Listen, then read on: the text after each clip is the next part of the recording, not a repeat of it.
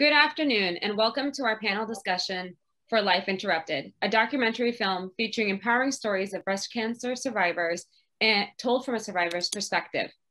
My name is Al-Badry, and I'm an advocacy specialist at the Arab Community Center for Economic and Social Services, also known as ACCESS, and I'll be your host for today's event.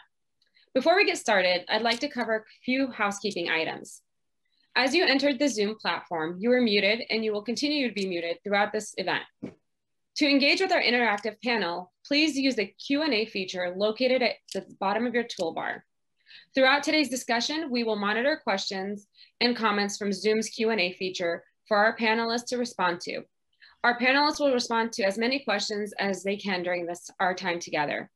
But we regret not all questions may be answered due to time constraints. Today's program is available in English and in Arabic. To select the language of your choice, please navigate to your Zoom toolbar and click on the global icon. We have also closed captioning available in English, which you can actively use by using the CC icon on the toolbar. If you need assistance or have any technical issues, please contact our team through the Q&A feature.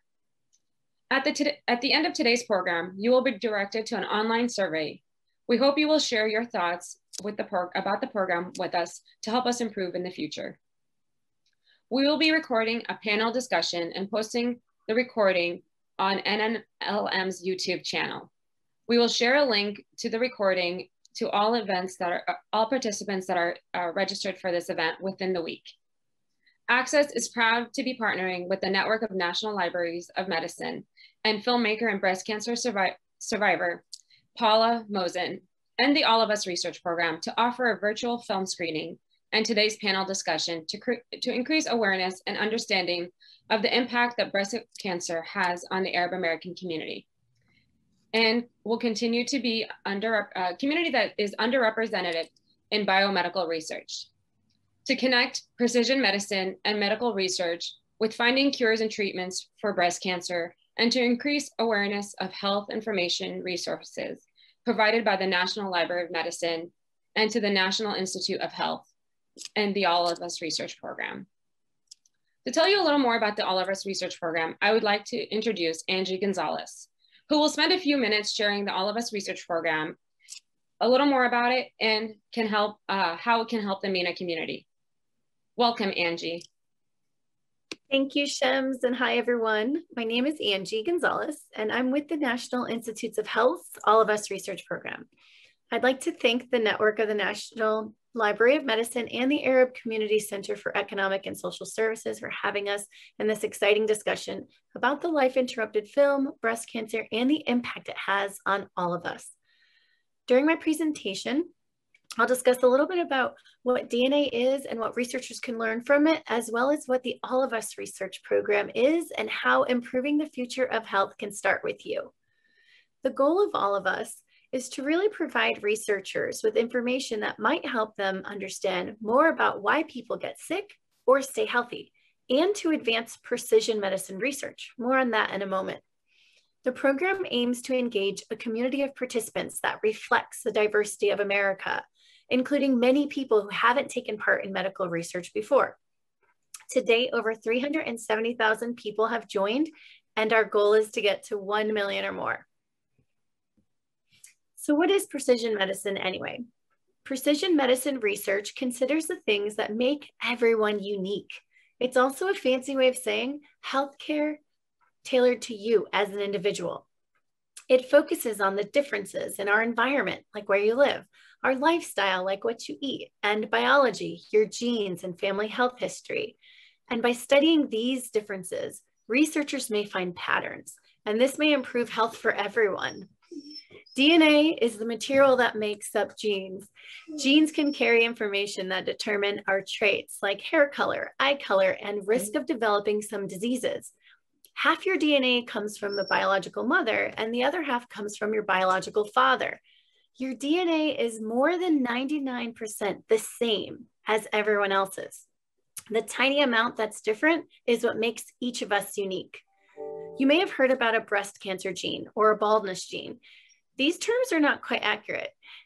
There aren't genes for specific diseases. Rather, changes in genes are sometimes linked to certain traits or diseases. Even one small DNA change in a gene can affect the processes in our bodies and can sometimes cause health problems. These changes can happen for a variety of reasons. Some happen by chance, and others are passed down through our families. So what can researchers learn from the information that the All of Us research program is gathering? Well, they'll be able to identify what makes people more likely to develop a disease, find out how environment, lifestyle, and genes can impact health, identify which treatments work best for different types of people, and create medications to treat or prevent common conditions such as chronic pain or diabetes, and also build better tools for detecting health conditions and encouraging healthy habits. Now let's chat about something that's important to all of us, data security and privacy. Your data and security are very important to us, and we'll protect your DNA information in the same way we protect your other information that you share with all of us. Your identifiable information, like your name and address, are stripped away from your samples, and you're assigned a unique code. Survey and all personal information are kept safe on an encrypted server with limited access, and participants have access to study information and personal data. And remember, all of us is voluntary. You're free to share as much or as little as you feel comfortable with, because all information is valuable. So now you're probably wondering, what's in it for your family and community? Well, it's simple. You'll contribute to research that may improve health for generations to come. By participating, you'll get a chance to learn about your own health, including personalized risk factors or exposures.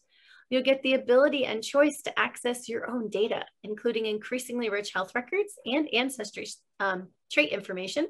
And you'll get the opportunity to ensure that your community is included in the studies that lead to new understandings and new treatments. And this will help address health disparities and benefit future generations.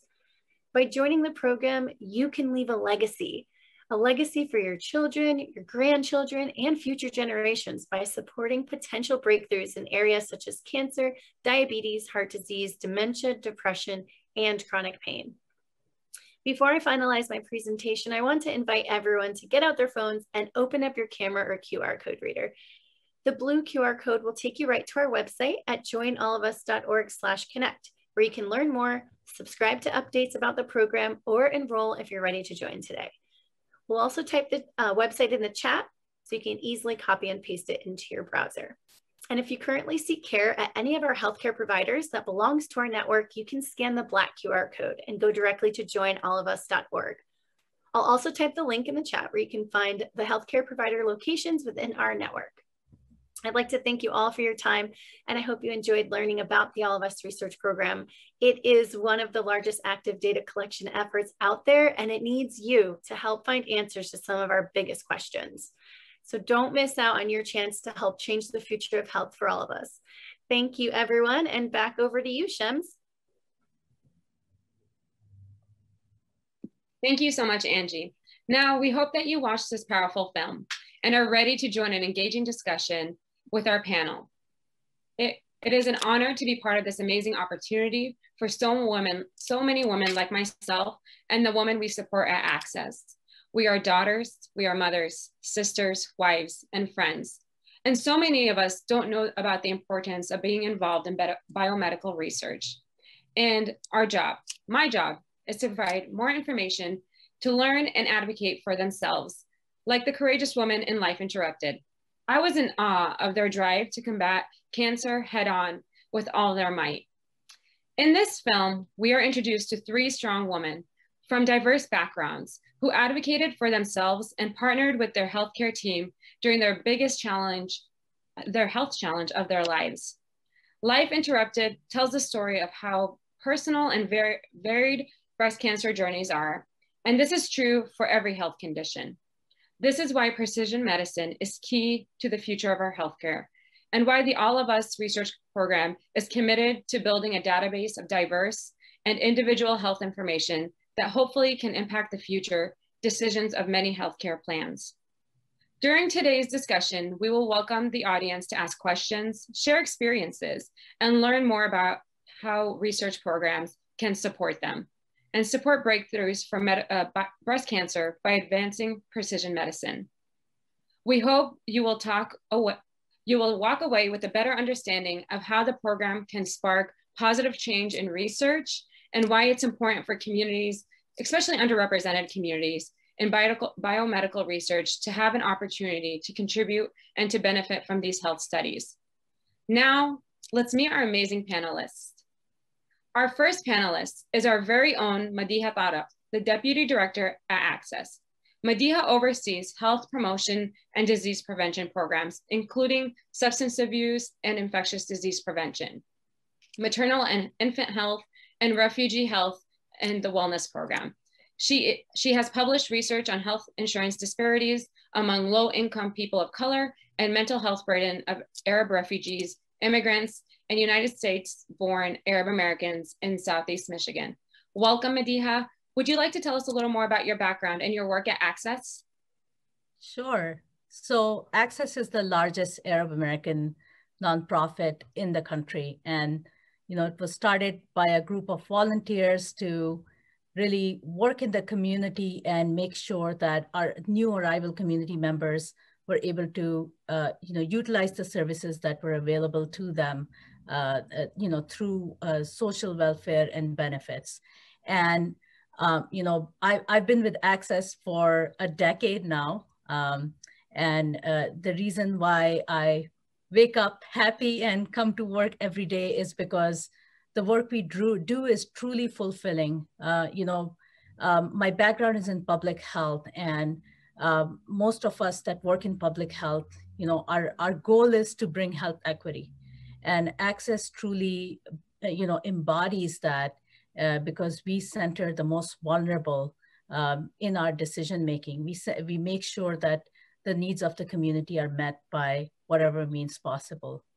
I think one of the things that was a big learning experience for me working at Access was, as a public health person, you always think about social determinants of health, right? You think about all these factors that are impediments to somebody seeking health. And for this community, for the Arab and Chaldean and the MENA community, Middle East, North Africa community, identity is also a social determinant of health. And this happens in two different ways. One is because MENA communities are not considered a minority. So oftentimes they're left out of conversations when resources are being distributed. And we don't have any data. The only way we can collect data is on a community level, because on the national level, there is no data. And that impacts the services that are provided to this community. And then the second piece is, the political impact of identity. Being those that are identified from the MENA community are identified in a very negative context. And that also impacts their ability to utilize services because they feel discriminated against. So it's this, social and political determinants of health that have really helped define, how I do my work every day, to make sure that health is decentralized, health is provided from the hands of the people that our community trusts, and that Access remains a welcoming space for everyone and a safe haven for those most vulnerable. Thank you. Thank you so much, Madiha. Our next panelist is Hiam Abdel-Salam, who is a second-year genetic counseling graduate student in the University of Michigan's genetic counseling program. During her graduate training, she developed a study seeking to characterize communication patterns about cancer and cancer risk in Arab American communities. Hiam, thank you so much for joining us today. Could you tell me a little more about your research and what your plans are following graduation? Yeah, absolutely. So my research that I'm doing at the University of Michigan is really hoping to look at what communication about cancer and cancer risk really looks like in the Arab American community. And the reason that I'm really interested in addressing this question is to really help us to think about how can we improve access to cancer genetic services for Arab Americans. The reason that this access is really important can be seen in this figure that I hope to show very quickly.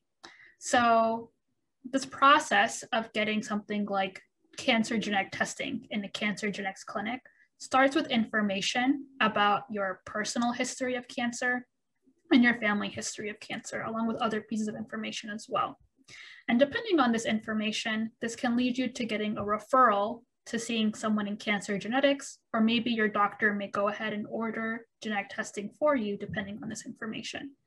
And the results can be really powerful in terms of us thinking about testing other family members who may also be at risk. It kind of impacts on your treatment if you already have a cancer diagnosis. And it can also modify your screening. So how many times should you be getting a mammogram? How many times should you be getting a colonoscopy?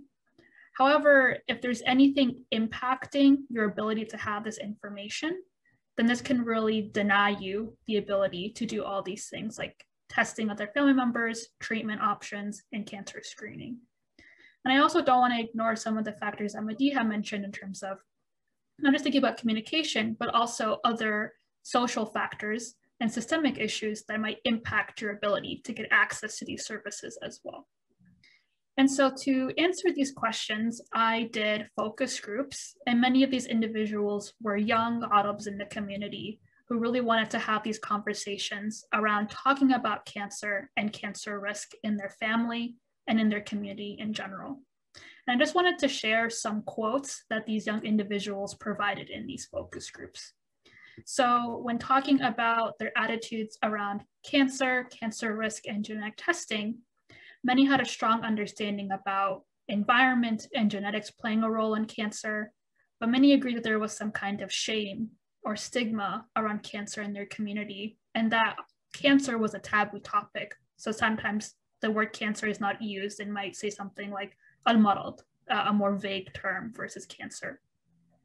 They also mentioned that it was difficult to talk about cancer risk because it just wasn't a very concrete or understandable concept. So what does it mean that I have increased risk for cancer?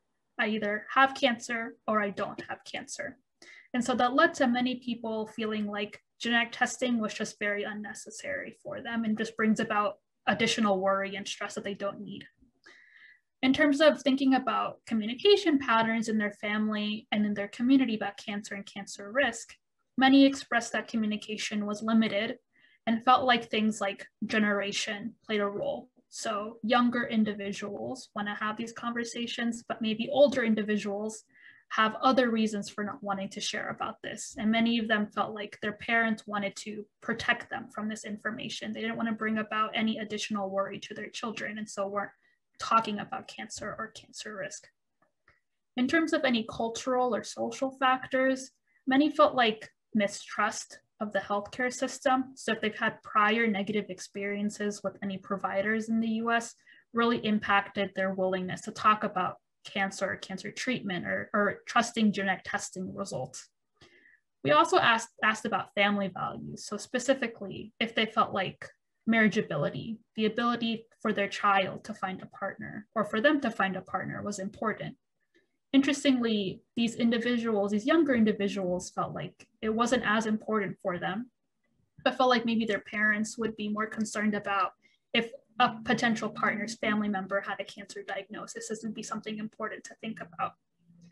And then finally, we felt it was important to ask, what is it that healthcare providers, the doctors that you're seeing, any genetic counselors that you're seeing, what should they do? What can be most helpful for you to have these conversations? And many felt like education was the most important thing. Understanding what are the causes of cancer? What does it mean to be at increased risk for cancer? What do these results specifically mean? They felt like it was very important. And also really making sure that these providers, as much as possible, are individuals from the community. So preferably ADA physicians, ADA genetic counselors are having these conversations because they're able to understand these cultural and social values that the community has and really making sure that it's accessible as possible. So one example was many felt like any educational material should all be in Arabic to make as many people in the community have access to this information as possible. And so I really hope that kind of some of these quotes shed light on some of these views and how individuals in the community are thinking about this topic moving forward. Thank you so much, Hiam, for sharing, and thank you for the impactful work that you're doing. And last but not least, we have Paula Mozen, Director of Life Interrupted. She is an award-winning documentary filmmaker, educator, and PBS consultant who is a two-time breast cancer thriver. Paula, Life Interrupted is a phenomenal, honest journey about breast cancer and the courageous women who fight it each day. Could you please take a few minutes to share a little bit more about the documentary with our viewers? Sure, and thank you for having me here. It's an honor and a pleasure to be with you and the rest of the panel. So I was a filmmaker way before being a breast cancer survivor. And so as I went through the process of being diagnosed and then being treated for breast cancer, the idea of making a film, started to cross my mind. And as I was exploring some of the issues, I came across two things that I thought were very important and that I would follow as I continued on with the research for the film. One was one size does not fit all. Breast cancer does not discriminate. It can be found anywhere in the world and among all classes, all races, religions of people. At the same time, access to healthcare can and does discriminate, as both of the panelists before me have very eloquently mentioned. And at the same time, individual circumstances are unique, but hearing stories from women that have gone before us can be invaluable and help us to navigate the treatments. We talked earlier about the importance of storytelling, and I think no matter what culture you come from, we can all relate to a story and kind of dive into an issue once we can, get a grasp of who that person is and where they're coming from. So I knew that I wanted to include the process of diagnosis, treatment, and what happens after treatment, or what we call beyond. And also a little bit of medical information and, of course, the psychological impacts. So that's a lot of stuff, and that seemed important to put out. And I'm going to kind of go over a few reasons why I thought it was important to cover so many aspects in so many different ways. Number one, I wanted to put a face to the statistics. We all kind of hear these numbers and, sometimes can forget that there's real people with real lives behind them. We know that 1 in 8 women in the United States will be diagnosed with breast cancer in her lifetime. That comes out to be about 325,000 in 2020. So my film shows 3 people and then some other characters, and to just realize that there are so many of us out there, dealing with this in a constant, period of time. It was important for me to validate the survivors' experiences. In the United States, particularly, we kind of have this crazy thing about pink ribbons and breast cancer and trying to make it, they sexualize the disease, and the media can kind of take it all over the place. And I wanted to reclaim those stories and to show that, treatments, we're lucky to get treatments, but treatments can be very rough, including amputating body parts. How many other diseases, do that sort of thing to treat people, and taking toxic chemicals, into our systems like chemo and the chemotherapy treatments. I wanted to empower patients to be proactive in their own treatments, to, advocate for themselves, to do the best they can by and for themselves, at the time of treatments, that it's important. Women are often the center of their families, and they're so used to being advocates for their children, for their partners, for their parents. And this is one time where it's very important to be an advocate for yourself. A lot of women are the center of their families, and their families need them to advocate for themselves. to help providers treat the patient, not the disease.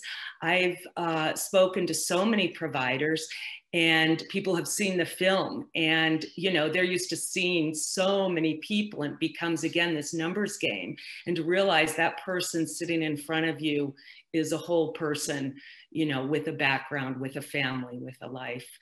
And finally, to just give family members, friends, advocates a sense of what being diagnosed with breast cancer and living with breast cancer is truly like.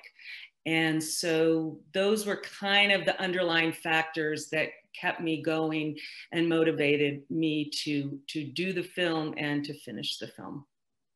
Thank you so much, Paula. Thank you for sharing your story and the story of so many women. I'm so elated to have this conversation. It's definitely a conversation that's needed in our community and communities across the country and the world. So I'm going to start with a few questions, but I encourage our audience to submit their questions, comments, and stories in the Q&A feature. And again, the majority of our questions that we already have, our panelists have touched on a bit, but I'd love us to expand on that a little bit more. My first question goes to Madiha.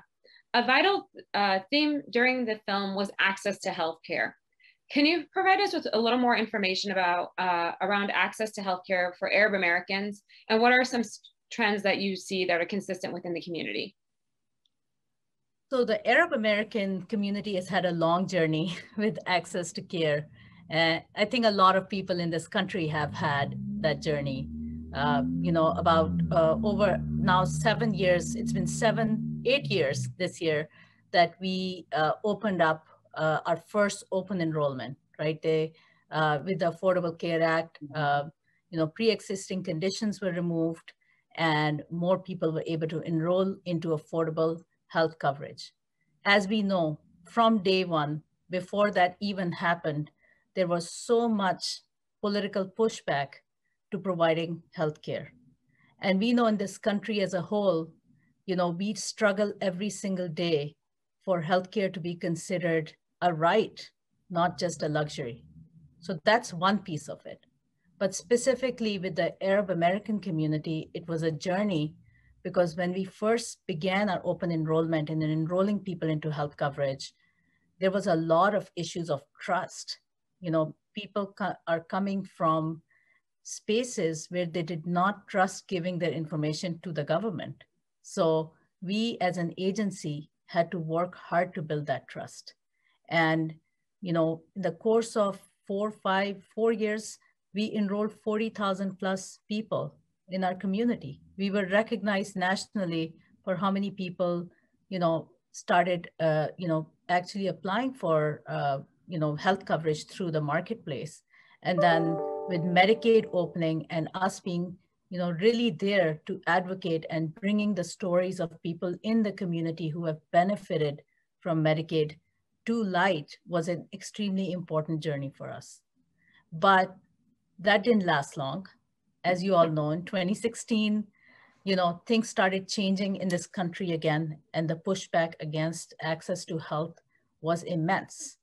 And since then, we've had many policies that have come in the way of people really being confident that they even deserve to have health coverage. I mean, it's not even about how, it's about whether they think, they should be one of the lucky ones who get health coverage. When a few years ago, when this whole conversation started around public charge is a policy that basically says that if you are being sponsored to come to the United States, like through the immigration process, they will look at how much benefits you've utilized from the United States. And technically, there's a lot of exceptions to this, but because there was so much conversation around public charge, people who even fall in the exceptions still were afraid to take advantage of services. We actually had a pregnant woman from our community who was utilizing the Women, Infant, and Children program come in and insist that she had to drop. She was 7 months pregnant at the time, I believe, that she had to drop her health coverage because her husband's immigration status was just getting finalized, and she wanted him to be here in the US for the birth of their child. So for a 7-month pregnant woman to make a choice between her health and her family, that all comes from negative political policies that have impacted specifically our community. So this is another, kind of thing that I was talking about with political determinants of health that very much exists for our community. The other piece is also, discrimination. We have done research, and I know Hiam and her team have been part of some of this work, but we have done research that clearly links, appearance and language and factors that specifically link somebody to a culture to utilization of care. So, and it even, translates into eligibility, like how people think whether they're eligible for something. So we had a client that came in for Medicaid. They wanted to enroll in Medicaid, and they asked them about, in the demographics question, they said, okay, so what is your race and ethnicity? And they said, can you please put me as white because I want to get my Medicaid approved quickly. This is a reality in our community. So, health access is a long journey. And then we're even, getting that insurance card is only a beginning of the journey. After that, we have to talk about health literacy, helping people navigate from coverage to care. And those things come after, and those are whole new journeys that, our organizations, community-based organizations, are deeply involved in. Thank you for that, Madiha. And this is the perfect segue to Paula. In the film, Debbie decided early that the first doctor that she visited with would not be the only doctor she saw for treatment options. She advocated for interviewing doctors, asking them how they would treat her and how willing they were to work with her. Why is this important for patients to do? I also have a second part to this question, but I'll let you answer the first part. Okay, so that's a great question. And that's one of my favorite parts about Debbie's story, because I think she's modeling behavior that's so important to patients. And so you want to make sure that you find, there's a whole team that you're working with. So you want to fit with your oncologist, you want to fit with your surgeon, you want to fit with your, if you have a nurse practitioner, all of the people. And because basically, as I said before, I mean, somebody's in a lot of cases going to be operating on you, is going to be deciding what kind of chemicals they're going to put in your body. You're incredibly vulnerable if you're going to have breasts cut off or parts of breasts cut off. This is a big deal. And so you want to be able to resonate with that person. I think number one, you want them to see you and you want them to respect you, not to see you as just a number, but as a person. So I think that, as I said earlier, I think particularly women are, I know certainly for myself, it's much easier for me to advocate for other people than for myself.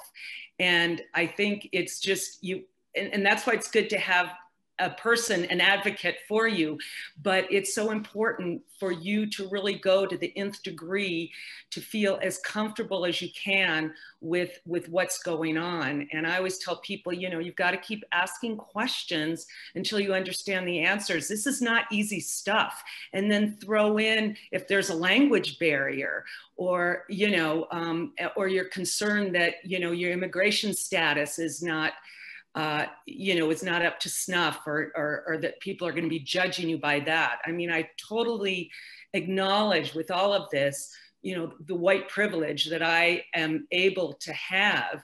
And, I know how difficult it is to go through breast cancer with that white privilege. and to then add on some of these other layers. But regardless, you do the best that you can so that you're going to get the best treatment and hopefully the best outcome, you know, for your situation.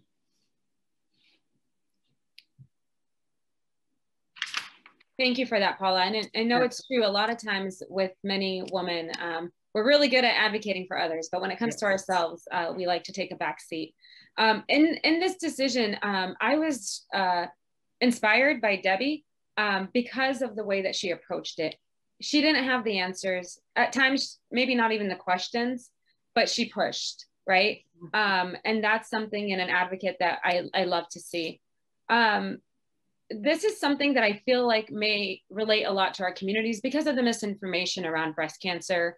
And I know Hiam may be able to touch on this based on her research as well. But Paula, how did you feel that the way that Debbie approached her medical journey, how do you think that affected her fertility options, or how did she come about that? Okay, so let me just back up a little bit. Those of you who've seen the movie, you see that Debbie comes from an incredibly strong family. She had a very supportive and present husband and parents that, you know, are very loving and were very supportive. Her father went to some of her appointments with her as well.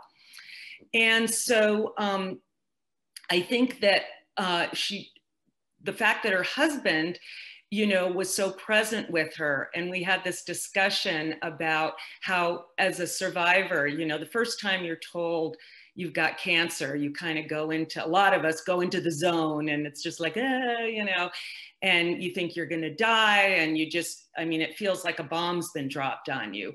And so you kind of have to get over that. And then you have to learn all this information really quickly.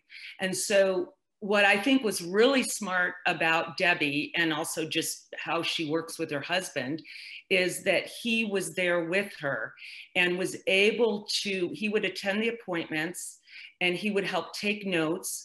So that, because we talked about this, I can't remember if it was in the movie, but we talked about it behind the scenes, that, you know, as a patient, sometimes you miss some of this stuff, or you hear what you want to hear. So it's great to have somebody else there who's got your back, who can help hear the information. My dad did that with me, you know, on my journey. And so I think by, you know, having the support of her husband, and then, and Debbie's, I think, a very confident person. You know, I think it takes a lot of confidence to become an airline, you know, travel person, where you're dealing with the public all the time, and you're kind of, you know, you put yourself out there. And so Debbie's like that. And I think it allowed her to go and interview people and really trust her instincts. And because of all that, she was young at the time and wanted to have children. You know, she had wanted to, she comes from a wonderful family. She wanted to have her own family.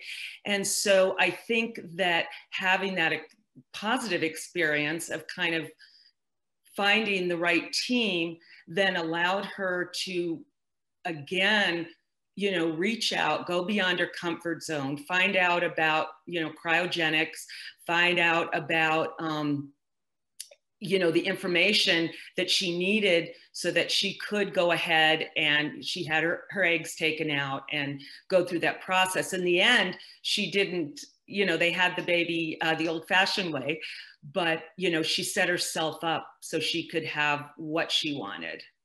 Does Definitely. that answer? Yes, it does. And I mean, you know, when you said interviewed, a lot of times when people look at their doctors, it's, oh, they're telling me what I need. But with Debbie, we saw, you know, she was going in and she knew, she was asking the questions, and she was interviewing them. And I like that. I like that terminology. Hiam, genetic testing can be instrumental in better understanding one's health. Many of the clients we serve at Access are first or second generation Arab Americans who may not be able to complete a family tree, as we saw in the film, or know their full genetic history. What would you recommend to those people who do not have their full genetic history on hand? Yeah, this is a very good question, and a situation that's not particularly uncommon. There there are many patients who come in to see a genetic counselor and have very little or don't have all the information about their family history. It's just the difference of what's the reason why you don't know that information. I would say two things for that. One, it's important to just have as much information as you can. I'm also coming at this from the voice of a future clinician, and I've rotated and I've talked to patients myself, and we really do work with whatever you're able to give. And sometimes even just knowing one affected family member can be the tipping point for you to be qualified for genetic testing. So for an example, I've seen a lot of patients where they themselves have a very young breast cancer diagnosis, or they have a mom or they have a daughter who has a very young breast cancer diagnosis. That automatically qualifies you for getting covered for genetic testing because of specific criteria that we use. So I would highly recommend just providing as much information as you can. I also just wanted to highlight that family history information and personal cancer history information is just one piece for how we think about cancer risk. There are a lot of other pieces of information that we use as well. So things like, how old were you when you had your first child? How many children have you had? How old were you when you underwent menopause? Any prior surgeries that you've had, such as have you had your ovaries removed? Have you ever had a hysterectomy? These are all factors that impact hormones that are going through your body and also impact your breast cancer risk. And this is also information that is likely more readily available to you that you can provide your primary care physician or a genetic counselor that we also use to inform your breast cancer risk as well. So even if your family history is limited, we can still use this additional information to help us inform your risk further, which I think is really, really important because there are patients out there who have very little information about their family history, maybe only know one, two, or no family members. And we're really trying to work hard, especially in the genetic counseling space, to consider those barriers. What do you consider as young for breast cancer? Mm-hmm. That's a great question. So typically younger than the age of 45 will automatically qualify you, but there are a lot of policies that are opening that up more. So for example, there are things like if you're older than 45, but you have additional second or third degree relatives who have a cancer diagnosis, then that meets criteria for you to get genetic testing as well. And then as well, there are certain organizations that have really pushed for genetic testing for breast cancer patients. So the American, I believe the Academy of Breast Surgeons, they believe that any patient affected with breast cancer should be getting BRCA1, BRCA2 testing already. There's kind of different opinions on that, just given the number of genetic counselors in the clinic and who's able to see all these patients. But the eligibility is really widening up in terms of who is able to be qualified for genetic testing. Hiam, thank you so much for sharing that. I have a question from the audience that I believe relates to this and to having that conversation around genetics, but also having this difficult conversation with family, especially since you have already pointed out, I'm Iraqi American, and in our community, when we say al-marad, we know we're referring to cancer. And I've had family friends get diagnosed, but the way that we rally as a community around that is not the same way we rally around other diagnoses. The question from the audience is, how can I talk to my older conservative relatives about breast cancer without making it uncomfortable? It's taboo to mention, but it's important to do self-checks and get screenings. Yeah, absolutely. Is open to the audience as a whole too, because I know this is definitely a conversation that can be had anywhere. Yeah. This is a very good question. And it's one of the main reasons that I've been really interested in this topic of what is it really that we're feeling uncomfortable about. And I think I would say two things. One, really emphasizing as a younger individual why you're having this conversation. So I would really focus on the value of screening, the value on prevention as like one tool to really open someone up versus it just being for the sake of curiosity. I think that's one of the main difficulties about this, especially when we're thinking about like genetic testing. Some individuals feel like we're just doing this for more information. Like it's like 23andMe testing or Ancestry.com. You're just kind of doing this for fun to gain for information. But it's really about the next steps after you're doing this test, and the next steps are these conversations. I'm doing this because I want to know if I should be getting increased screening, if I'm qualified for increased mammograms. And as well, something that I'm learning about, and this is coming from a much more personal space, because I have family members who are also affected with breast cancer and are very hesitant to have these conversations with me. There are very legitimate reasons why they are nervous to have these conversations. They likely maybe have not had these conversations before, or don't want to increase any stress or worry, or really want to protect younger generations from any unnecessary stress, or maybe are scared this information might leak out outside of the nuclear family. And I think going back to really thinking about family values. So autobs are very known to really focus on the family and protecting the family.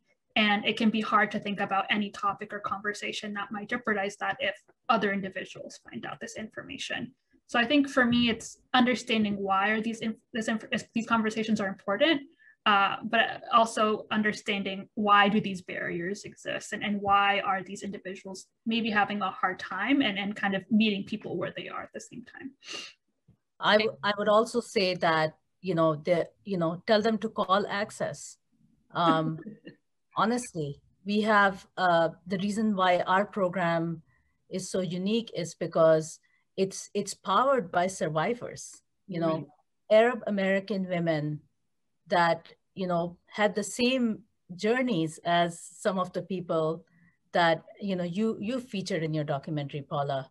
But the difference is, unlike Debbie, some of these women don't have the support network, and they didn't have the language support. They don't understand the health system. Half of the time, they're only getting about 20% of what the doctor is saying. Right. So what we did is we created that village for the women that come through Access. So a lot of our team members, they're survivors. They've been through the process. We have a survivors circle, that connects on a regular basis, and they help us they help inform academics on what kind of research there should be out there. So social mobilization is a really powerful tool, and it really helps fight the stigma in the right way. Do you have people, advocates that would go with a woman to see the doctor? Absolutely. Oh, that's great. Actually, Madiha, can I have you share with our audience how Access has done it that's different than other clinicians, maybe? Sure. So, screening for preventative screening in general, rates really low in the MENA community. Mm-hmm. And this is especially true for breast and cervical cancer because of issues of shame, stigma, all of these things. So we started doing a lot of community outreach to make sure that, we're going to community centers, faith-based institutions everywhere to talk about people coming to get screened. And there was this one story several years ago when we first began this program, that this woman came in and she got an exam with us, and, she ended up having a lump. And then when we contacted her for follow-up, we have navigators that work with the patient that will, accompany you to your appointment, arrange transportation, check in on you on a regular basis, talk to you about nutrition. Right. We're offering this array of services to her. And she said, please don't call me. Like, I don't want anyone to find out that I have this disease, because I have 2 daughters that are not married. And I know Hiam mentioned, that talking about this with generationally, some of this hopefully is changing. But the point of the matter is that there's still a lot of people who had this stigma. So we needed to make sure that our services were provided in a manner that was comfortable to the community. So our clinic now has a back entrance and a waiting room in the back of the building. So women that are coming in, they don't have to wait with everybody else in the common waiting room. They can actually come into their own entrance and then do their exam and their follow-up care. And we do a lot of home visiting. I'm a big, big believer in decentralizing health. I mean, if we can learn anything from other countries is that if you want to reach vulnerable people, you have to go to different, communities and recruit from those communities, create health workers that actually go and educate people and people trust them. So we have this big network, big sisterhood, and now brotherhood, because we work on, a lot of cancer issues that affect men too. And that's how we are able to, reach really vulnerable communities. Thank you, Madiha. Honestly, I'm sad to say this conversation will end in 10 minutes. I just want to keep going.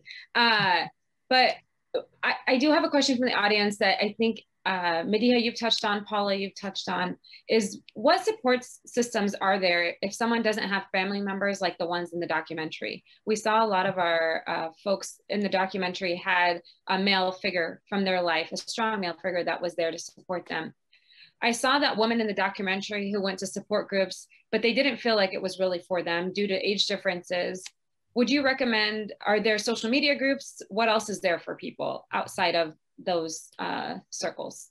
Well, I'll try and answer this quickly in case anyone else wants to jump in. But yes, I think that's one thing that social media has been great for. There's some amazing Facebook groups, Instagram groups. I have a list of resources that include some of these, groups for women of color and groups for younger women and older women. I think it's important to look for your tribe, whatever that is, and find the people. And I know that Access has these amazing resources that you've been describing. So on my website, which is lifeinterruptedfilm.com, there's things like that. Maybe we can put something up in the chat. And also we're working on a resource list that we're gonna be putting out soon. But for me, I think, that's been super, super helpful. I don't wanna take up the time, but I don't know if you guys wanna add anything else to that. Just call Access. Our team, they go out of the way. I think they treat every client like family member. And I think that's because they have lived experience. So you will not be disappointed. Call Access, call our team, and they will help you find the resources that you need. Whether you're insured or uninsured, by the way, because we make sure that nobody is turned away. Thank you so much, Madiha. Thank you, Paula, for answering that. So I have one last question, and then I'll leave it up to y'all to wrap up and leave us with some anything you'd like with us. So we've seen marginalized communities disproportionately affected by COVID, more specifically within the Arab American community due to several factors around education, healthcare, and community needs. Can you provide more context around access to preventative care and how it's been affected by COVID? I mean, I can just give you, I think I've spoken about this a little bit, but a lot of the diagnoses, a lot of the people that are coming in right now to get screenings, they end up being in later stages of cancer. And that's because due to the pandemic, many people did not go in for screenings because of the COVID safety concerns. On top of it, the shutdown was also very hard on communities that are low resourced because they did not have, less access to transportation. A lot of nonprofits and other organizations that help out shut down because of, lack of resources. So a lot of people were left very, very isolated. And, we have seen a lot of people, as I said, in later stages, but I don't want to, just end with that. I want to share something hopeful as well. Ever since the pandemic began, we have been on the forefront in being part of the pandemic response. And one of the things that we did uniquely, so we did drive-through testing at Access, but at that drive-through testing, we did a comprehensive need assessment and for the clients that were coming in to get tested. And there's this one story that really, is so impactful. One of our team members, Ghada, was doing intakes at the testing site. And this lady ended up coming in to get tested, but Ghada was talking to her, what else do you need? And she said, I think I have some problem with my breast, but you know, my immigration status is not like, I don't know if I'm going to be able to get, you know, services. And because Ghada was her intake person, she ended up coming into the office the next day, and she, you know, she got an exam and she ended up getting diagnosed, but early stage. And then now she's being offered services. So, you know, we are trying, a lot of people are doing creative things to try to get people to come in early, but the fear is real, you know. I mean, COVID is a scary thing, and we are all women, and women put their long-term preventative care in the back burner. You know, how many of you went to your physical this year, just your annual physical, you know? Actually, don't answer that, because then I'm going to get really sad. But it's true. That's how we are. Thank you so much, Madiha. Paula and Hiam, are there any last words you would like to share with us? Yeah, I just wanted to add, actually, I think something very interesting about this pandemic from a healthcare setting is the increase in telehealth and virtual visits has actually been one thing that we're seeing has actually been improving access in some way, particularly when we're thinking about patients who maybe don't live near a tertiary care center where there might be preventative services. So having that ability to video chat or just do a phone call with a patient has gone a long way in us expanding the patients that we've been able to reach, which I think has been one of the interesting silver linings of COVID-19. And I also wanted to tie back to something that Madiha mentioned earlier about how do we make sure that our services is being tailored to the experiences of our patient. And I'm also thinking about it from a privacy concern, where maybe something like a virtual appointment might help with that privacy concern. You're not a patient who has to sit at a lobby waiting to be called in by your physician. You can be at the privacy of your home and talk to your physician about whatever conversation that you need to have. So I really do value the option of video or virtual visits as something that can really address some of these barriers that we've been discussing today. Thank you. Thank you, Hiam. Paula? I want to just say that you don't, you know, we talked about, even if you don't know the questions, or, you know, keep asking questions. You're not, it's very confusing, and there's a lot of information you need to take in before you make decisions. So I say keep asking questions until you understand the answers. And even though you feel like you want to move quickly, and I'm talking about when you're diagnosed with cancer, take the time you need to make the best decisions. You know, that it's yes, you want to move forward with it, but you don't have to do it in, you know, a nanosecond.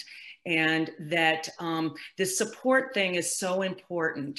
Most of us, I know myself and probably everybody I interviewed, felt like we were the only ones, even though we know intellectually we're not. You still feel like that. And so it's so important to reach out and to get help and to get advocacy, you know, through all of this, because it is a big deal. And there's wonderful people like, you know, the people on this panel, and there are wonderful people out there that do want to help you. So don't be afraid to, you know, to reach out for help. And it really makes your journey so much easier when you've got some people on your side.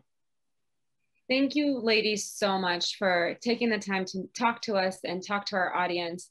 Honestly, at points, I was just left in awe and just smiling, because seeing this empowerment and this advocacy is very inspiring. Thank you, Paula. Thank you so much for sharing your story and the story of others, and to get the message across and taking the time to meet with us and meet with others across the country and the world. I heard that there was a showing in Africa. So I'm assuming all over. But thank you for taking that message far. Madiha, thank you so much for taking the time to meet with us and share the work that's been done at Access. And Hiam, wow, the research, the genetics, I definitely think is a conversation that needs to be had in our communities. And you're doing the work, and I'm very proud to hear from you, and I can't wait to see where it goes from here. To our audience, thank you so much for joining us today. We want to thank you for attending our Life Interrupted panel discussion. This program was made possible in partnership with the National Library of Medicine, the network of the National Library of Medicine, and NIH All of Us Research Program. Before you go, we will appreciate your thoughts on this program. A link to our 2-minute survey will be in the chat. Your responses will help us continually improve our programming. We hope you enjoy the rest of your day. Thank you.